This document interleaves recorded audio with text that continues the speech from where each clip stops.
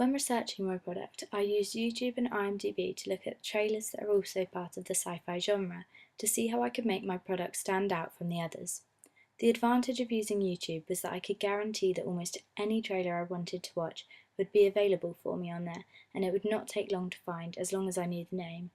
The disadvantage, however, of using YouTube was that if I knew the storyline or actors in a film but not necessarily the name of it, it was very difficult and it took a long time to search for the film. But this is where IMDb appeared especially useful, as I could search for actors that I knew were in a film, and it would be in their list of past works on IMDb, and this then allowed me to search this film on YouTube.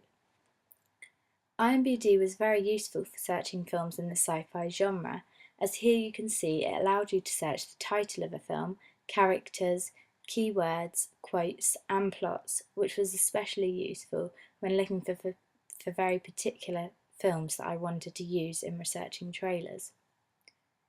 I also used Google Images and the Empire magazine website when researching film posters and film magazine front covers.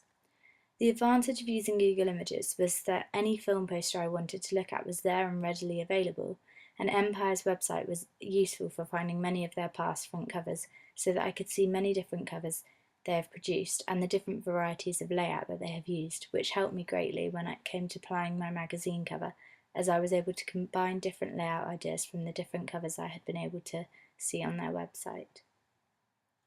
When planning for my film trailer, I was able to use iMovie and titling to show on my blog what I had been planning. It was an advantage for me and my partner Holly to be able to film ourselves using iMovie, having our discussions so that we had on film all our thoughts and plans for our trailer, and this allowed us to look back on it when we came to filming to remind ourselves of the unique selling point of our film and the messages we wanted to convey in our trailer. One disadvantage of this was that we also had to write all of this down, as it took us time to go through the video to find a certain point that we had spoken about during this discussion time. During the planning stage of my poster and magazine, I was able to use Microsoft Word and Paint to create a rough draft of the layout I was going to use.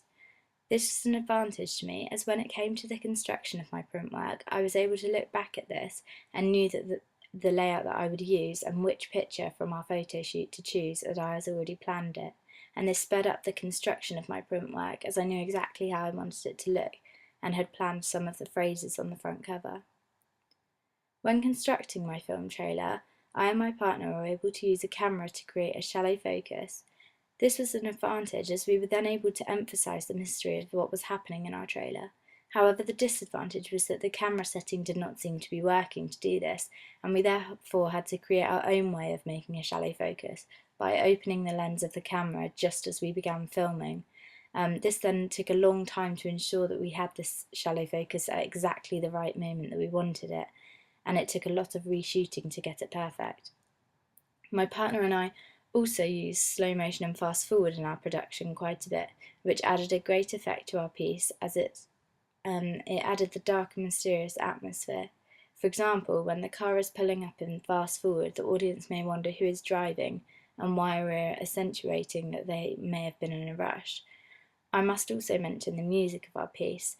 For this, we searched numerous websites with non-copyright music to find the right one. But the disadvantage with this was that there was no one website like YouTube that held all of the non-copyright music, so it meant searching through many websites, downloading each piece of music and attaching it to our trailer to determine which we liked best. This worked out in the end, but it took an awfully long time to do. Overall, this was great that we were able to add sound to our pieces. It's a huge component in adding the correct atmosphere and creating the mood that we wanted for our film trailer. Transitions were also a huge advantage to us in the making of our trailer, as we were able to use them to establish the atmosphere at the beginning of our trailer. For example, the use of the fade to black after every shot at the beginning added extra time for the audience to take in and think about what was being established. In the construction of my print work, I was able to use YouTube countless times to research different tutorials and learn how to cut out and merge photographs for my magazine and film poster. For example, when cutting out the main character's hair from its original background, I needed to use YouTube tutorials as it was really difficult, and I was able to find a great tutorial video to show me how to use layer mask to cut out her hair really neatly. I was then able to use a soft brush tool with a very low hardness percentage to neaten up around the edges and allow it to not look too harsh around her hair, but also the rest of her outline so that it could be placed onto a different background without this being too obvious that it had been photoshopped. To evaluate my work, I have also been able to use Word documents to draft my work in order to ensure that I have covered everything I need to evaluate.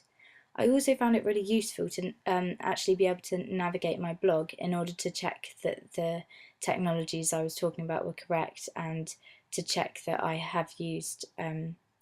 to go back and have a look at the ones that I actually did use during my research, planning and construction. So this has been useful to look back on so that I didn't forget the new technologies that I have been using this year. I've also found it useful being able to record my voice whilst displaying examples of my work that I have done, and I have done this using iMovie. This is an advantage as all my work is on the computers, and this way I can speak about it and show examples of my work at the same time. The only disadvantage of this is that it takes a lot of time to edit and put videos together. However, it is worth it in the end, and it shows the examples and speech clearly together at the same time.